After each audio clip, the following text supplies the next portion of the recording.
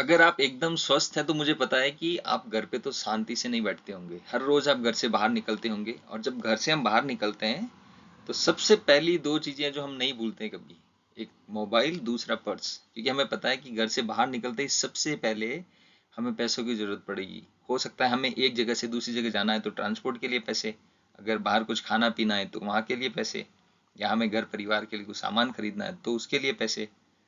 तो पैसों का हमारे जीवन में कितना ज़्यादा महत्व है, इस वीडियो में उसको समझेंगे। तो नमस्ते, मेरा नाम है रानू सिंह और आज हम चर्चा करेंगे हमारे 7 सुखों की श्रृंखला में दूसरा सुख, जो है घर में हो माया। तो, तो हम पहले इसका फिलोसॉफिकल एसेंस समझ लेते हैं। अब माया का मतलब सिर्फ पैसों से नहीं है, उसमें हमारी ओवरऑल पूरी वेल्थ हम कैलकुलेट करते हैं, जिसमें घर हो गया या और भी कोई भी इन्वेस्टमेंट्स हो गए, गोल्ड सिल्वर हो गया, लैंड हो गया, प्रॉपर्टीज हो गई, ये सारी चीजें अल्टीमेटली हमारी पूरे परिवार की फिनेंशियल स्टेबिलिटी कैसी है उसको हम इस इसके रूप में देख सकते हैं। घर में हो माया का इन द सेंस हमारी फिनेंशियल स्टेबिलिटी कैसी है। और दूसरा, अगर हम स्वस्थ हैं तो सबसे इंपॉर्टेंट हमारे जीवन में है वो पैसा है। उसके बाद शरीर स्वस्थ तो उसके बाद हमें पैसे के लिए निरंतर रूप से काम करते रहना चाहिए। क्योंकि बाकी के जो सारे सुख हैं वो काफी कुछ इसी पे डिपेंड करते हैं। पैसे वैसे सब कुछ नहीं है, अगर सब कुछ होता तो यहीं पे ये 7 सुख ना होके 2 ही सुख होते। लेकिन सबसे बाकी सभी सुखों में सबसे इंपॉर्टेंट है, इसलिए सबसे टॉप लेवल पे है, in the sense second level पे है हमारे हेल्थ के बाद। तो एक बार देखते हैं आगे फर्दर। तो हमें जनरली स्वस्थ और एक समृद्ध जीवन जीने के लिए, सम्मान पूर्वक जीवन जीने के लिए मिनिमम 3 चीजों की आवश्यकता होती ही होती है। हमने बहुत बार सुना भी होगा, रोटी, कपड़ा और मकान की जो आवश्यकता है वो एकदम बेसिक नीड्स है, बेसिक नेसेसिटी है हमारे लिए। तो एक बार थोड़ा सा डिटेल में देख लेते हैं। रोटी है तो कितनी रोटी चाहिए, क्योंकि जो लाखों रुपए कमा रहा है वो भी, और जो एकदम सामान्य एकदम बेसिक कम से कम कमा रहा है वो भी, दोनों की खाने की कैपेसिटी दोनों की लगभग सेम ही होती है। चार चार या 6 रोटी ही खाते हैं, है ना। लाखों रुपए कमा रहा है वो 50 रोटी नहीं खाता है, और जो एकदम कम कमा रहा है वो सिर्फ एक रोटी, आधी रोटी में उसका पेट नहीं भरता। तो नेसेसिटी हमारी सबकी एक जैसी है। कपड़े भी है तो ऐसा नहीं है कि जो ज्यादा पैसे कमा रहा है वो 50 कपड़े एक साथ डालता है, और ऐसा भी नहीं है कि जो पैसे नहीं कमा रहा वो पूरा एकदम नंगा घूमता है, वैसा भी नहीं है। और शेल्टर इन द सेंस हमारे लिए जहाँ हम रहने की व्यवस्था है, जहाँ हम रहते हैं, घर हो गया या जहाँ पे हम रहेंगे, तो इन द सेंस अगर रहने के लिए अगर हमारा एक कमरा है तो लाखों या करोड़ों रुपए कमा रहा है, उसके लिए कोई 1000 बाई 1000 फीट का कमरा होना जरूरी नहीं है। वो भी रहता, आई प्रोबेबली 10 बाई 12 के कमरे में ही रहता होगा, है ना। तो ये हमारी बेसिक नेसेसिटी हम देख लेते हैं कि मिनिमम रिक्वायरमेंट हमें कितनी रहती है एक स्वस्थ और सम्मानपूर्वक जीवन जीने के लिए। तो फूड के बारे में ऐसा है कि हम जनरली, हमारी प्रैक्टिस ऐसी है कि हम लगभग आज का ही नहीं, अगले 2-3 महीने का खाना रिजर्व करके रखते हैं घर में। मतलब 2-3 महीने तक हम अगर कोई विशेष परिस्थिति भी बने तो हम घर में जो हमारे पास रॉ मटेरियल है उससे खाना बना के हमारा पेट भर सकते हैं, राइट। और संत कबीर ने भी इसके बारे में बहुत ही अच्छा कहा है कि साईं इतना दीजिए जामे कुटुंब समाए, मैं भी भूखा ना रहूं साधु न भूखा जाए। तो खाने की व्यवस्था हमारे पास इतनी होनी चाहिए। दूसरा है क्लॉथिंग, तो जो कपड़े हैं हमारे तन ढकने के लिए, वो पर्याप्त रहें और सीजनल रहें। सर्दी, बारिश और गर्मी के हिसाब से वैसे कपड़े रहें, और उनको स्वस्थ बना के रखना हमारी जिम्मेदारी है। तो कपड़े की आवश्यकता उतनी ही रहती है, तन ढकने के लिए कोई ब्रांडेड होना जरूरी नहीं है। फिर शेल्टर है, साफ सुथरा हो और शांतिपूर्वक माहौल रहे, जहां हमारी घर परिवार के लोग एकदम सेफ्टी और प्राइवेसी के साथ रह सके। तो ये तो हो गई हमारी बेसिक नेसेसिटी। अभी समय के साथ बहुत सारी चीजें बदलती हैं, तो समय अभी थोड़ा सा मॉडर्न हुआ है। तो मॉडर्न में हमारी 3 और आवश्यकताएं जुड़ गई, जिसमें शिक्षा है, हेल्थ केयर है और फिनेंशियल एक्सेस है। इसमें हमारा बहुत गवर्नमेंट की साइड से काफ़ी सपोर्ट मिलता है हमें। जैसे एजुकेशन है, क्योंकि 80% ऑफ दी अपने इंडियन पॉपुलेशन है वो उस इनकम कैटेगरी में फॉल करती है जिनको गवर्नमेंट के द्वारा दी गई इन फैसिलिटीज़ को एक्सेस लेना पड़ता है ना। तो एजुकेशन है तो जैसे गवर्नमेंट स्कूल्स है, गवर्नमेंट स्कूल्स में एकदम नहीं के बराबर फीस है, एकदम मिनिमल फीस है, तो हर कोई वहाँ पे एडमिशन ले सकता है, पढ़ सकता है। ऑब्वियसली अभी तो गवर्नमेंट में प्रोबेबली फीस नहीं भी है, जो बेसिक एजुकेशन उसके लिए फीस नहीं के बराबर लगती है, एकदम नॉमिनल है। दूसरा हेल्थ केयर, तो गवर्नमेंट के बहुत सारे हॉस्पिटल्स हैं या छोटे छोटे लेवल पे स्वास्थ्य केंद्र बने हुए हैं ना गवर्नमेंट के। वहाँ पे जाके हम लोग हमारी जो बेसिक स्वास्थ्य की ज़रूरतें हैं, छोटा मोटा कोई बुखार वगैरह हो गई, बीमारी हो गई, तो हम जाके वहाँ पे जांच करवा सकते हैं, वहाँ से दवाई वगैरह ले सकते हैं। ये भी एकदम कम से कम पैसों में हो जाता है। जैसे मैं राजस्थान से बिलोंग करता हूँ, राजस्थान में ऐसा है कि अगर हम गवर्नमेंट हॉस्पिटल में जाते हैं तो बाकी जो डॉक्टर कंसल्टेंसी फीस होती है वो या तो नहीं होती है या होती तो सिर्फ 10 रुपये जैसी होती है। फिर डॉक्टर जो प्रिस्क्रिप्शन लिखता है, दवाई लिखता है, वो उसी गवर्नमेंट हॉस्पिटल में मिल जाती है, वो भी फ्री ऑफ कॉस्ट, पैसे नहीं लगते हैं। तो इस तरह से गवर्नमेंट की इसमें काफ़ी कुछ हमें मदद मिल जाती है, जो हमारी बेसिक नेसेसिटी को फुलफिल करने के लिए, ताकि हमें दूसरों के सामने उसके लिए याचना न करनी पड़े, हम अपना जीवन जो है सम्मान पूर्वक जी सके। तीसरा हो गया फिनेंशियल एक्सेस। आपने देखा होगा कि बहुत सारे लोग अपने गांव शहर से बाहर जाते हैं पैसे कमाने के लिए। तो उसमें ऐसा है कि जब वो बाहर जाते हैं तो वहाँ पे जो अर्निंग होती है, वो अर्निंग या तो उनको हार्ड कैश में मिलती है, तो वहाँ से पैसे वापस गांव भेजना या घर पे भेजना काफ़ी मुश्किल हो जाता था पहले। अभी फिनेंशियल एक्सेस होने से क्या हो गया कि फिनेंशियल एक्सेस का इतना हम बेसिकली समझे तो मतलब हो गया कि हम जो मॉडर्न एरा के फिनेंशियल प्लेटफॉर्म्स है, जैसे बैंक्स हो गया सबसे इम्पोर्टेंट। तो बैंक में अगर हमारा खाता है तो हम दुनिया में कहीं भी है, एटलीस्ट भारत में कहीं भी है, तो हम अपने खाते में एक राज्य से दूसरे राज्य में भी है तो हम अपने खुद के खाते में पैसे जमा करवा सकते हैं। अभी तो और भी हम मॉडर्न थोड़े इक्विप और ज़्यादा हो गए, यूपीआई के थ्रू हम डायरेक्ट ट्रांसफ़र भी ले सकते हैं एक खाते से दूसरे खाते में। तो जो तब नीचे तबके के लोग हैं जिनकी इनकम काफ़ी छोटी होती है, तो पहले बैंक के बहुत सारे रूल्स हुआ करते थे कि मिनिमम 10,000 के साथ आपको खाता खोलना पड़ेगा, फिर उतना बैलेंस हमेशा मेंटेन करके रखना पड़ेगा। मोदी जी ने आए सबको चेंज कर दिया कि नहीं, आप 0 रुपए के साथ खाता खोल सकते हैं, किसी भी बैंक में खोल सकते हैं। और इससे क्या मिला कि सभी को फिनेंशियल एक्सेस मिल गया। तो ये हमारी 3 ज़रूरतें हैं जो टाइम के साथ बढ़ी हैं, लेकिन आज भी हमें एक नॉर्मल स्वस्थ और सम्मानजनक जीवन जीने के लिए सिर्फ रोटी कपड़ा और मकान ही चाहिए। तो ये तो हो गई हमारी ज़रूरत है। अब इन ज़रूरतों को पूरा करने के लिए हमारे पास पैसा कहाँ से आता है, तो उसको हम एक बार देख लेते हैं। तो हमारे इनकम ऑफ सोर्सेज इन चारों में से किसी एक कैटेगरी में फॉल करते हैं। या तो हम कैजुअल लेबरर हैं, भारत की 22.7% पॉपुलेशन है जो इस तरीके से काम से पैसे कमाती है। मतलब ऐसे लोग जो हर रोज कंस्ट्रक्शन के किसी काम पे जाते हैं, या एग्रीकल्चर में कभी जरूरत पड़ती है हार्वेस्टिंग के टाइम, निराई गुड़ाई के टाइम, उस टाइम वहाँ पे डेली बेसिस पे जाते हैं और डेली उनका पैसा मिलता है। या और भी बहुत सारे डोमेस्टिक वर्क्स होते हैं जहाँ पे घर में साफ सफाई हो गया, सोसाइटी में साफ सफाई हो गया, सिक्योरिटी वगैरह हो गया, ऐसे बहुत सारे काम हैं जो कैजुअल लेबर की कैटेगरी में आते हैं। तो हमारी इंडियन 22.7% पॉपुलेशन वहाँ से अपना गुजारा बसारा चलाती है। उसके बाद हो गया रेगुलर सैलरीड एम्प्लॉयज़, वो भी 21.5% है।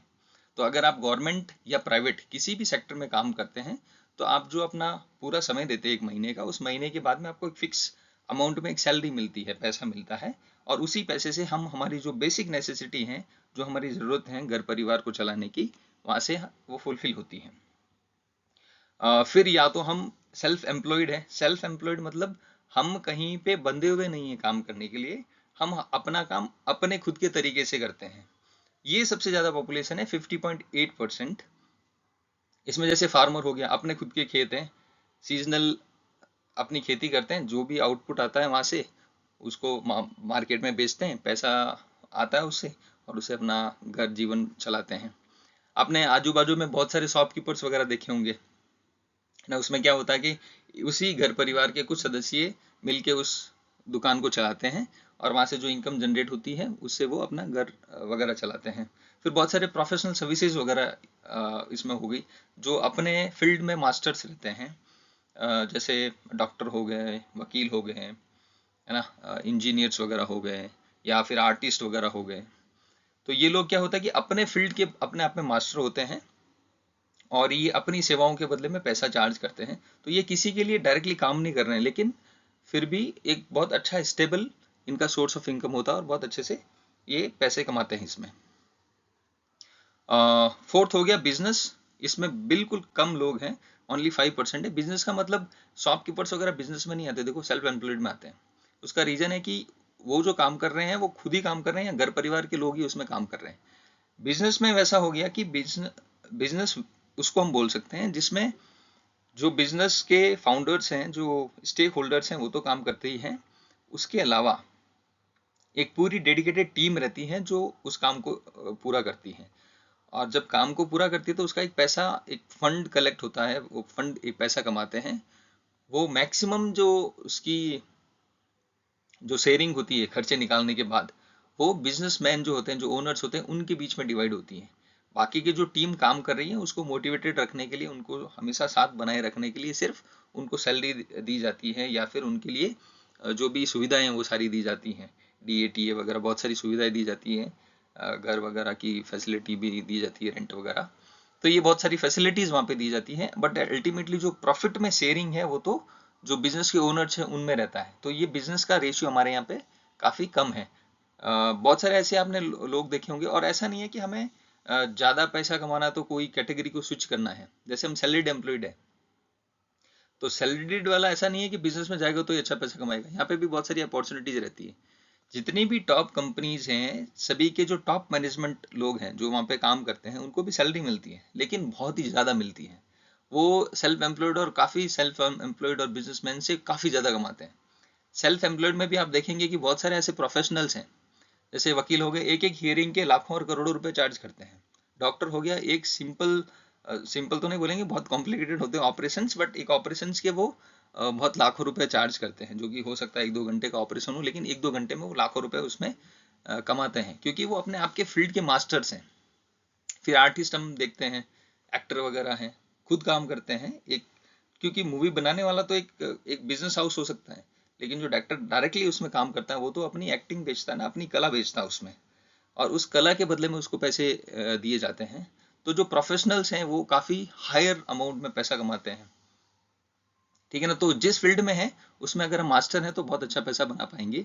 बिजनेस में भी ऐसे हम बहुत सारे देखेंगे जो बिजनेस है जो बिल्कुल फाइट करते हैं, टीम है, लेकिन टीम भी इतनी मतलब जो रेवेन्यू जनरेट कर रही है वो उन्हीं में पूरा खर्च हो जाता है, वहीं पे सब कुछ हो जाता है। तो जो बिजनेस ओनर है उसके हाथ में एकदम मिनिमल प्रॉफिट आता है, या एकदम सर्वाइवल जैसा रेशियो रहता है। लेकिन फिर भी जो स्टैब्लिश्ड बिजनेस है वो मैक्सिमम पैसा यहीं से कमाते हैं। तो बाकी अगर हम ओवरऑल देखेंगे तो जो सबसे ज़्यादा पैसे कमाने वाली कैटेगरी है वो तो बिजनेस में ही उसकी पॉसिबिलिटीज काफ़ी ज़्यादा है। अभी हम देख लेते हैं कि इन चारों कैटेगरी में काम करने के बाद हमारे पास जो पैसा आता है, हम जितना पैसा कमाते हैं, उस पैसों में हम भारत के अन्य नागरिकों की तुलना में हमारा कौन सा स्टेज है, हम कहाँ पे फॉल करते हैं, ठीक है ना। तो हमारी इकोनॉमिक कैटेगरी हम देख लेते हैं। तो इंडिया में रफली हम 7 इकोनॉमिक कैटेगरी में डिवाइडेड हैं, जिसमें अगर हमारी वार्षिक आय, सालाना आय 27,000 रुपए से कम है तो फिर हम BPL मतलब बिलो पॉवर्टी लाइन में आते हैं। और ये भी डेटा बहुत बड़ा है, लगभग 30% मतलब 27.5% इतने लोग BPL कैटेगरी में आते हैं इंडिया में। उसके बाद EWS हो गया, इकोनॉमिकली वीकर सेक्शन, जिनकी इनकम 27,000 से 1.25 लाख के बीच में है सालाना। वो भी बड़ा रेशियो, 20% लोग EWS में आते हैं। इन दोनों को मिलाएंगे तो लगभग 50%, मतलब आधी पॉपुलेशन तो इन्हीं दोनों कैटेगरी में आती है। फिर हम नेक्स्ट देख लेते हैं लोअर इनकम ग्रुप, या हम लोअर मिडिल क्लास भी बोल सकते हैं, जिनकी इनकम 1.25 लाख से 6 लाख रुपए सालाना है। वो हो गया 30%। अगर हम तीनों को देखें तो ये 80% पॉपुलेशन तो सिर्फ यहीं पे हो रही है। इंडिया की 80% पॉपुलेशन सिर्फ इन्हीं इनकम ग्रुप्स में है। फिर हम मिडिल क्लास को देख लेते हैं, जिनकी सालाना आय 6 लाख से 12 लाख तक है, वो हो गए 12%। तो मतलब मोटा मोटी देखें तो ये 90% तो ये सिर्फ 4 कैटेगरी में फॉल करते हैं। बाकी के 10% इस कैटेगरी में है, जिसमें अपर मिडिल क्लास जो 12 से 40 लाख रुपए जिनकी सालाना इनकम है, रिच लोग जो जिनकी इनकम 40 से 5 करोड़ के बीच में है सालाना, 40 लाख से 5 करोड़ के बीच में, और ऐसे लोग जिनकी 5 करोड़ और ज़्यादा सालाना इनकम है, वो डेफिनेटली अल्ट्रा रिच कैटेगरी में आते हैं, जो कि एकदम मिनिमल है, 0.2% इंडियन पॉपुलेशन में है। तो ये हो गया हमारे कैटेगरीज। अभी हमें क्या करना है कि जैसे हम थर्ड कैटेगरी में फॉल करते हैं, फोर्थ कैटेगरी में फॉल करते हैं, तो हम नेक्स्ट पे स्विच कैसे करेंगे। फर्स्ट वाले को चाहिए कि ज़्यादा से ज़्यादा मेहनत करें, ऐसे उपाय ढूंढे जिससे वो सेकंड कैटेगरी में आ जाए। सेकंड वाले को चाहिए वो तीसरे में आ जाए, तीसरे वाले को चाहिए चौथे में आ जाए, चौथे वाले को चाहिए 5 में आ जाए। तो इसके लिए बहुत सारे क्या है कि हमें कुछ तरीके हैं, है ना, एक एक कैटेगरी से दूसरी कैटेगरी में स्विच करने का। और वो होगा इनकम से ही, क्योंकि ये सारी की सारी इनकम बेस्ड कैटेगरी है। जैसी हमारी इनकम है वैसी हमारी कैटेगरी है। तो अभी हम जिस भी इनकम कैटेगरी में फॉल कर रहे हैं, हमें उससे और आगे बढ़ना है। तो आगे कैसे बढ़ेंगे, उसमें क्या क्या है हम परिवर्तन कर सकते हैं या क्या चीज़ें कर सकते हैं। तो मोटा मोटी हम 3 डिफरेंट चीज़ों को यहाँ पे समझते हैं और आगे बढ़ते हैं, है ना। तो पहला हो गया है बजटिंग, उसको हम थोड़ा सा डिटेल में देखेंगे अगली स्लाइड्स में। फिर हो गया मल्टीपल इनकम, हमें ढूंढने हैं हमारी जो एक्टिव इनकम के उसके साथ और हम क्या काम कर सकते हैं जिससे हमारी इनकम और भी ज़्यादा होए। और तीसरा हमारा जनरेशनल प्रैक्टिसेज है, जिसमें डायरेक्टली इन्वॉल्वमेंट शॉर्ट पीरियड के लिए नहीं होता है, लेकिन जनरेशन टू जनरेशन इसकी प्रैक्टिसेस करने से एक उसका जो परिवार है उस परिवार की जो फिनेंशियल स्टेटस है वो और भी स्ट्रांग हो जाती है। तो पहले देख लेते हैं एक बार बजटिंग। बजटिंग बजटिंग तो कितना कॉमन नाम है ना, हम बहुत बार सुनते हैं। गवर्नमेंट का बजट आता है फरवरी महीने में, न्यूज़ की हेडलाइंस, ब्रेकिंग न्यूज़, ये सस्ता हुआ, ये महंगा हुआ, इन्होंने बजट पेश किया। विपक्ष उधर से बोलता है बजट अच्छा नहीं बनाया, ये नहीं दिया, वो नहीं दिया। तो जनरली क्या होता है बजट, इसको हम देख लेते हैं। बजट का सामान्य सा मतलब ऐसा है कि हमारी जितनी इनकम है और हमारे जितने खर्चे हैं, उन खर्चों को हमारी इनकम में कैसे व्यवस्थित बनाए रखना है, ये चीज़ों को पहले से ही हम एक पेन पेपर पे लिख लें, इसी को बजट कहते हैं। बस मोटा मोटी समझने के लिए इतना काफ़ी है। तो अभी हम डिस्कस कर रहे थे कि हमारी जो कैटेगरी है इनकम कैटेगरी, अगर हम लोअर मिडिल क्लास में है तो मिडिल क्लास में कैसे आना है, मिडिल क्लास से अपर मिडिल क्लास में कैसे जाना है, फिर उसमें और ऊपर कैसे जाना है। तो उसके लिए क्या हमें अपने व्यक्तिगत जीवन में भी कुछ बजटिंग करनी पड़ती है। बजटिंग से होता क्या है कि हम बहुत सारी चीज़ों को व्यवस्थित रूप से बना सकते हैं, तो हमें आगे के फिर रास्ते दिखते हैं उसमें। तो यहाँ पे सिर्फ हम एक फॉर्मूला डिस्कस करेंगे, ये वैसे फॉर्मूला सभी के लिए कॉमन नहीं है, लेकिन मोस्ट प्रैक्टिस्ड है। जो लोअर मिडिल क्लास और मिडिल क्लास के लोग हैं और जिनकी एज 25 से 45 के बीच में है, वो इस फॉर्मूला को एप्लीकेबल कर सकते हैं अपने जीवन में। लेकिन फिर भी सभी इंडिविजुअल्स के लिए ये अलग अलग होता है बजट, और बजट सभी जगह होता है। हमारे पर्सनल व्यक्तिगत जीवन में भी होता है, एक फैमिली का भी अपना बजट हो सकता है, एक कंपनी का भी अपना बजट होता है, किसी भी ऑर्गेनाइजेशन हो सभी में अपना एक बजट होता है। बजट के अकॉर्डिंगली ही आगे की प्लानिंग और वर्किंग की जाती है, क्योंकि दोनों साइड देखनी होती है ना, खर्चा कहाँ से कितना है और पैसा आएगा कहाँ कहाँ से उस खर्चे के लिए।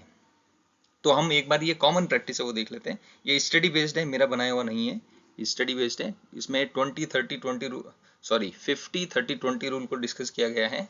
जैसे जो लोग मिडिल क्लास और लोअर मिडिल क्लास में फॉल करते हैं, और अगर उनकी एज है वो 25 से 45 के बीच में है, और उनकी जो लाइबिलिटीज एकदम कम है, मतलब बच्चे हैं तो छोटे हैं, स्कूल नहीं जाते हैं, जाते हैं तो एकदम प्राइमरी सेक्शन वगैरह में हैं, उनके लिए बड़े खर्चे नहीं हैं, या घर परिवार में सब स्वस्थ हैं, किसी का कोई मेडिकल एक्सपेंडिचर नहीं है अलग से, अगर ऐसी मतलब एकदम सब तरीके से सुख शांति है, तो फिर और इनकम भी अच्छी है, तो फिर इस नियम को फॉलो कर सकते हैं।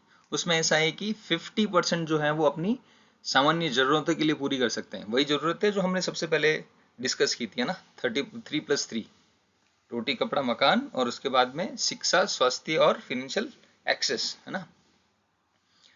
तो 50% में अगर ये जरूरतें पूरी हो रही है, जैसे एग्जाम्पल ले लेते हैं, 50,000 रुपये कमाने वाला एक आदमी है, अगर 25,000 में ये सारी जरूरतें उसकी पूरी हो रही है, तो फिर वो नेक्स्ट 30% जो है वो अपनी नीड्स के लिए या वांट्स के लिए, सॉरी, वांट्स के लिए खर्च कर सकता है। वो भी तभी जब वो उस पर लाइबिलिटी एकदम कम से कम हो। जैसे वांट्स में क्या कर सकते हैं, ट्रैवलिंग के लिए घूमने घूमने जाने का प्लान बना सकते हैं, डाइनिंग बाहर खाने वगैरह का जो रहता है प्लानिंग वो कर सकते हैं, या कुछ हॉबीज़ रहती हैं, कोई एक्सपेंडिचर अगर उसमें लगता है तो कर सकते हैं, जैसे हॉर्स राइडिंग है, शूटिंग वगैरह, उसमें काफ़ी एक्सपेंडिचर लगता है।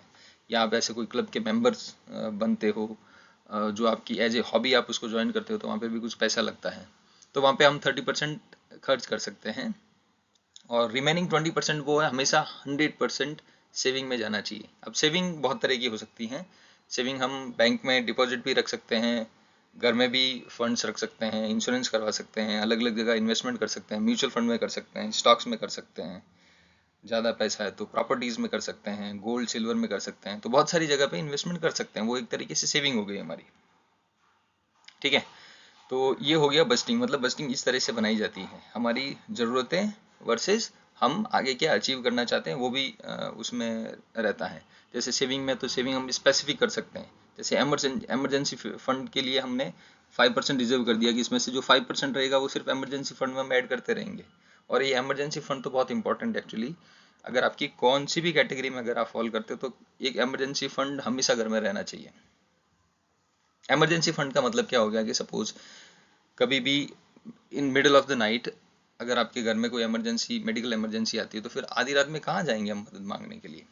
इमीडिएटली हमारे पास जो फंड है वही यूज आना है, तो ये हार्ड कैश में रहना चाहिए। या कभी कभी ऐसी स्थिति परिस्थिति आती है, जैसे हम एकदम से रात में बहुत ज़्यादा बारिश हो गई, बाढ़ वगैरह आ गई, तो अगर हमारे पास फंड्स हैं, पैसा है, तो हो सकता है कि हम खाने पीने की सामान किसी के साथ मंगवा सकते हैं। अगर वही पैसा नहीं है, हम काम पे भी नहीं जा रहे हैं, हम जहाँ पे काम करने जाते थे वही अगर काम बारिश की वजह से डिस्टर्ब हो गया या बंद हो गया है, तो फिर हम किन के लिए डिपेंडेंट होंगे। तो इमरजेंसी फंड एक हमेशा रहना ही चाहिए। कोरोना के टाइम में भी वो परिवार सारे के सारे अच्छे से उनका समय निकला जिनके पास इमरजेंसी फंड थे। मतलब 2-3 महीने का राशन, खाना पानी का इतनी व्यवस्था थी। तो ये इमरजेंसी फंड सभी के लिए एप्लीकेबल होता है, सभी को रखना चाहिए। बाकी एक्सेस फंड है वो कैटेगरी वाइज हम इन्वेस्टमेंट कर सकते हैं। जैसे बच्चे की जो स्कूल फीस है या जो आगे वाली उसके हायर स्टडीज़ के लिए अगर कलेक्ट करके रखना है, तो उसका एक हमने म्यूचुअल फंड ले लिया, उसमें इन्वेस्टमेंट करते रह रहे हैं। या और भी बहुत सारे हैं, या आपके जो भी आप इसके लिए किसी सीए या जो वेल्थ एडवाइजर होते हैं उनसे कंसल्ट करके आप अपना बजट बना सकते हैं। तो ये हो गया बजट।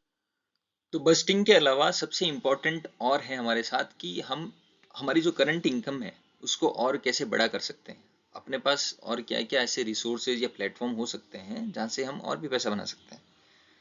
तो हमने अभी एक्टिव इनकम देखा था कि जहाँ पे हम अपना पूरा समय देते हैं और उसके बदले में हमें पैसा मिलता है। और इन 4 कैटेगरी हमने डिस्कस किया था, जहाँ पे हम मोस्टली हमारा पूरा समय देते हैं, वहाँ पे काम करते हैं एक्टिव रूप से, और उस काम के बदले में वहाँ से हमें पैसा मिलता है। इसके अलावा ऐसे भी बहुत सारे प्लेटफॉर्म हो सकते हैं जहाँ पे हम डायरेक्टली पर डे के हिसाब से काम नहीं करते हैं, लेकिन फिर भी वहाँ से इनकम मिलती रहती है। उनको हम पैसिव इनकम बोल सकते हैं, क्योंकि वहाँ पे हमारा डायरेक्ट इन्वॉल्वमेंट नहीं है। तो वो कौन कौन से इनकम हो सकते हैं, तो यहाँ पे सिर्फ मैंने 3 आपको समझाने के हिसाब से रखे हैं, लेकिन पैसिव इनकम के बहुत सारे और भी प्लेटफॉर्म्स हो सकते हैं। लेकिन ये मोस्ट कॉमन प्रैक्टिस्ड है ना। जैसे रेंटल इनकम हो गई। अगर आपके पास कोई कमर्शियल या रेजिडेंशियल प्रॉपर्टी है, आपने उसको रेंट आउट कर दिया, तो आपको मंथली रेंट ही आ रहा है, और रेंट के साथ साथ समय के साथ उस प्रॉपर्टी की वैल्यूएशन बढ़ेगी। वैल्यूएशन बढ़ेगी तो उसका भी रिटर्न ऑन इन्वेस्टमेंट आएगा, तो वो आपकी जो फिनेंशियल स्ट्रेंथ है उसको और मजबूत बनाएगा, है ना। इसके अलावा भी मशीन फैक्ट्री फार्म्स वगैरह हैं, उसको भी हम रेंट आउट कर सकते हैं। दूसरा हो गया इंटरेस्ट। इंटरेस्ट हम बहुत सारे प्लेटफॉर्म से ले सकते हैं। जैसे हमारा बैंक में अकाउंट है, सेविंग अकाउंट पे भी इंटरेस्ट आ रहा है, लेकिन हमें ज़्यादा चाहिए तो हम एफडी करवा सकते हैं। इसके अलावा सिक्योर्ड और अनसिक्योर्ड लोन से भी हम पैसा देके वहाँ से इंटरेस्ट ले सकते हैं उनसे, है ना। और तीसरा एक अनकॉमन प्रैक्टिस ये है वीसी। ये बहुत ही अनऑर्गेनाइज सेक्टर में काम करता है, लेकिन बहुत ही पॉपुलर है ना। लगभग आई सपोज वीडियो देखने वाले सभी जानते होंगे वीसी क्या होता है। कोई लोग चिट्टी बोलते हैं, कोई वीसी बोलते हैं। तो उसमें कैसा होता है, सपोज 10 लोग एक साथ इकट्ठा हुए, उन्होंने डिसाइड किया कि हम 5-5 हज़ार रुपये हर महीने इकट्ठा करेंगे, और जिसको ज़रूरत है वो उस पैसों को यूज़ कर सकता है। तो 10 लोग 5-5 हज़ार इकट्ठा करें तो एक महीने का 50,000 इकट्ठा हो रहा है।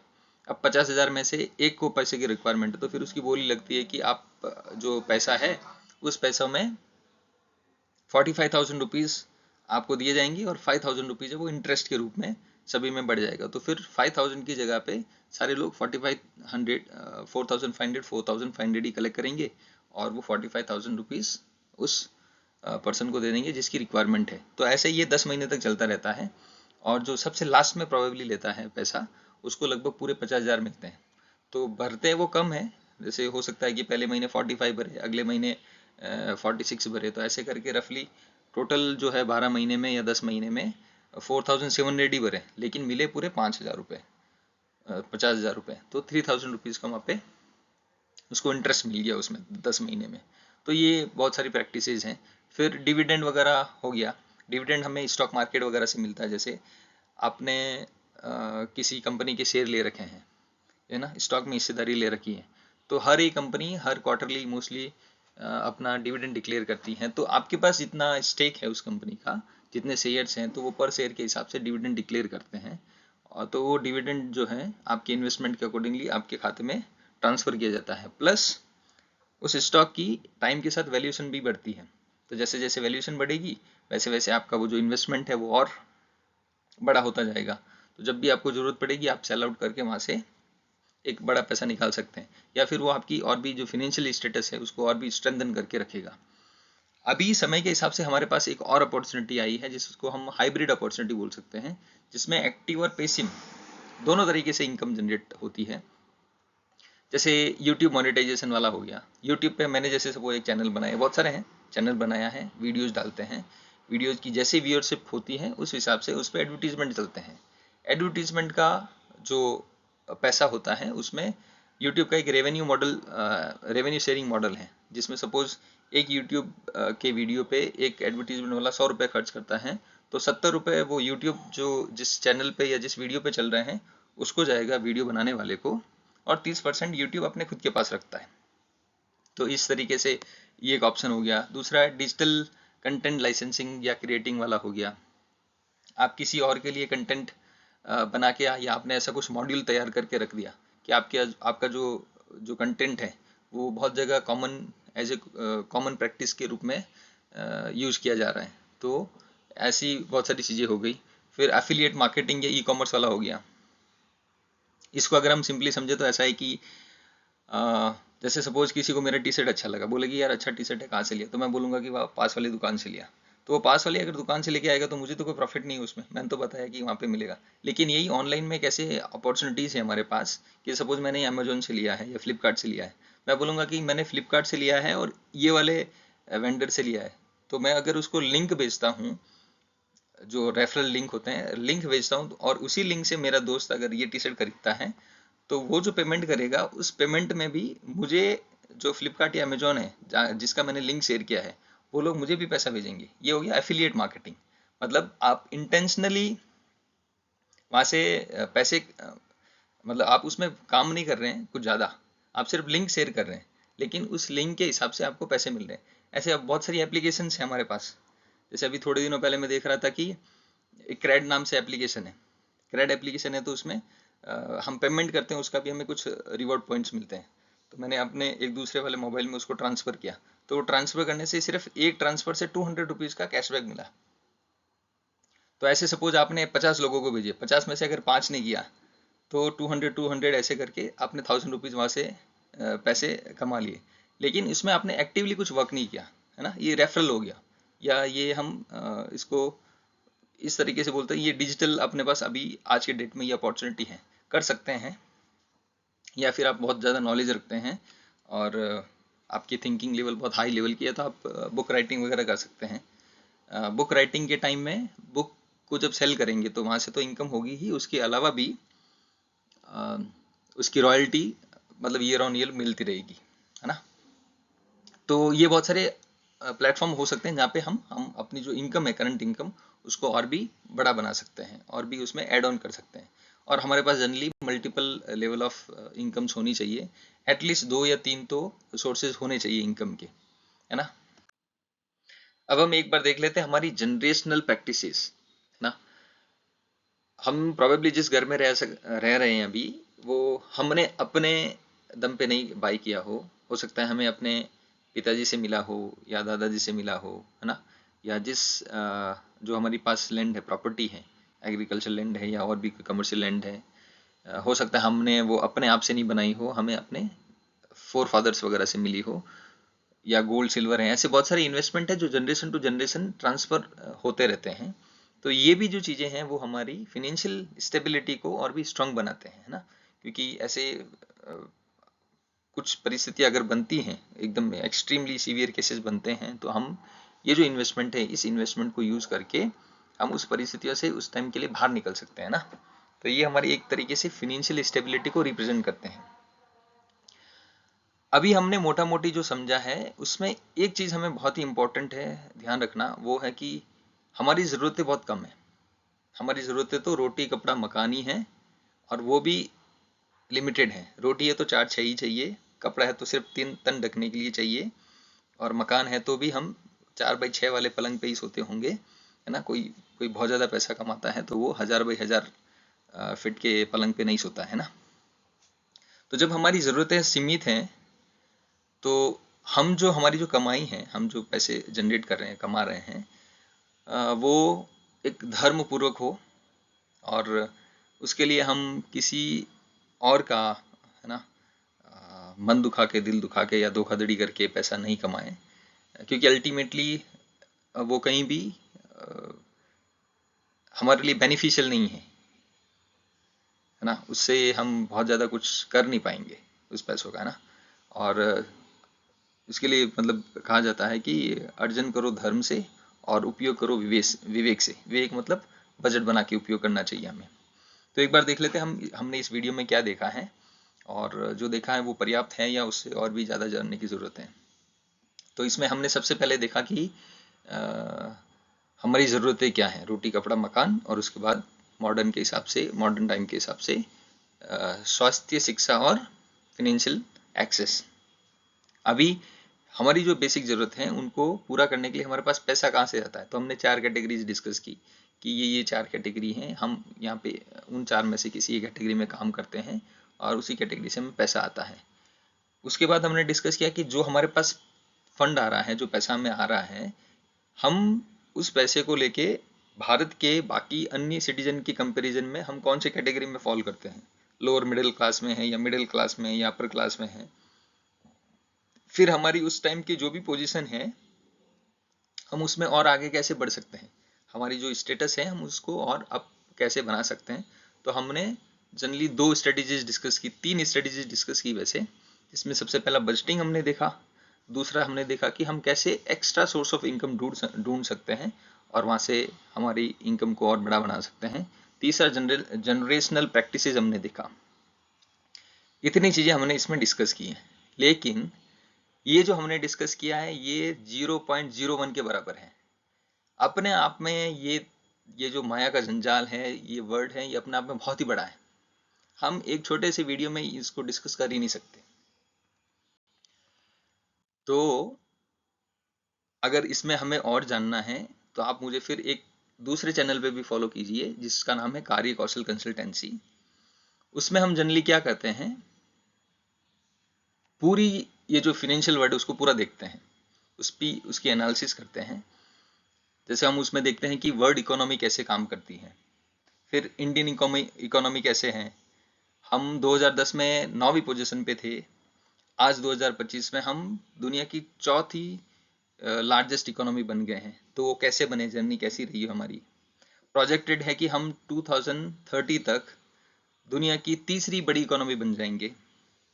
फिर मोदी जी भी एकदम जोर जोर के साथ लगे हुए हैं कि 2047 तक, हम 1947 में आज़ाद हुए थे और 2047 में हम 100 साल हमारे देश के पूरे हो जाएंगे, है ना। हम स्वतंत्रता का शताब्दी वर्ष उस टाइम मनाते रहे होंगे। तो उस टाइम हमारा देश जो है वो पूर्ण रूप से विकसित होना चाहिए। हमने जो कैटेगरी डिस्कस की थी ना, EWS और BPL, वो एकदम मिनिमाइज हो जानी चाहिए, वहाँ से एकदम कम से कम हो जानी चाहिए, ताकि मैक्सिमम जो शेयर हैं वो मिडिल क्लास या अपर मिडिल क्लास का रहे, है ना। तो वो कैसे होगी, उसमें हम अपना कैसे सहयोग कर पाएंगे, इन सारी चीज़ों को हम उस चैनल पे डिस्कस करते हैं। इंडियन स्टॉक मार्केट कैसे काम करता है, जैसे एक स्वस्थ आदमी होती है ना, उसकी पल्स हम चेक करते हैं ना उसकी स्वास्थ्य के लिए, वैसे ही अगर किसी कंट्री की पल्स देखनी है, इकोनॉमी देखनी है, तो उसका स्टॉक मार्केट की पोजीशन देख लीजिए, वहाँ से हमें समझ में आ जाएगा, है ना। फिर उसमें हम बिजनेस के न्यूज़ेज भी डिस्कस करते हैं, मोस्टली डेली बेसिस पे करेंगे, और वीकली बेसिस पे वहाँ पे हम बिजनेस केस स्टडीज़ करते हैं। हम जो भी काम कर रहे हैं, हम हमारी अपनी एक सेक्टर में ही काम करते हैं। तो हम वहाँ पे देखो मंथली केस स्टडीज़ डिस्कस करेंगे, और वीकली हम केस स्टडी डिस्कस करेंगे और मंथली वहाँ पे सेक्टर रिव्यू करेंगे। तो सेक्टर कैसे हैं कि जो भी हम काम कर रहे हैं, जैसे मैं ऑटोमोबाइल में काम करता हूँ तो ऑटोमोबाइल एक सेक्टर हो गया। आप सपोज बैंकिंग में काम करते हैं तो आपका BFSI बैंकिंग एक सेक्टर हो गया। कोई मेडिकल के फील्ड में काम करता है तो हेल्थ केयर उसका एक सेक्टर हो गया, है ना। तो ऐसे बहुत सारे सेक्टर है, रफली 30+ सेक्टर्स हैं। तो हम उसको 1 by 1 उसका रिव्यू करेंगे कि कौन सा सेक्टर कैसे परफॉर्म कर रहा है। जैसे अभी हमारी जो करंट पोजीशन है उसमें ऐसा है कि जो सर्विस सेक्टर है वहाँ का जो रेवेन्यू जनरेट होता है वो अन्य सेक्टर में सबसे ज़्यादा है। तो वो सेक्टर क्या होता है, उसमें कौन सी बड़ी कंपनीज हैं। हर एक सेक्टर की अपनी टॉप कंपनीज होती है और उनको हम देख सकते हैं, उनकी स्टडीज़ कर सकते हैं कि वो कैसे बड़ी बनी, कौन सी उनकी जर्नी रही है। और बिजनेस के स्टडीज़ में हम ऐसे बहुत सारे बिजनेसेस की स्टडी कर सकते हैं जिसमें कि आपने देखा होगा कि एकदम से नया नया बिजनेस आया कुछ 5-10 साल पहले और अभी एकदम बूम पे है, टॉप टॉप पे आ गया वो। और ऐसे भी बिजनेस देखे होंगे जो आपने बहुत ही वेल स्टेब्लिश थे लेकिन आज देखने को भी नहीं मिल रहे। बिग बाजार बहुत बड़ा एग्जांपल, बहुत रिसेंट टाइम का, है ना। कोरोना से पहले हम में से लगभग सभी बिग बाजार जाके आए होंगे, लेकिन आज बिग बाजार देखने को नहीं है ना। तो कैसे क्या स्थितियाँ बनी, परिस्थितियाँ बनी जिससे वो बिजनेस आज की डेट में नहीं है। तो ये सारे जो है हम केस स्टडीज़ में उसको डिस्कस करेंगे। तो आप मुझे वहाँ पे फॉलो कर सकते हैं। इसका लिंक जो है मैं आपको इसी वीडियो के डिस्क्रिप्शन में दे दूंगा। और जिन्होंने ये 7 सुख वाली श्रृंखला है उसके आगे वाले वीडियोस नहीं देखे हैं, उसके भी मैं लिंक इसी वीडियो के डिस्क्रिप्शन में डाल के रखूँगा, तो आप देख सकते हैं। तो मेरे साथ इस यात्रा में बने रहिए। और आपने पूरा ये वीडियो देखा उसके लिए बहुत बहुत धन्यवाद, आभार।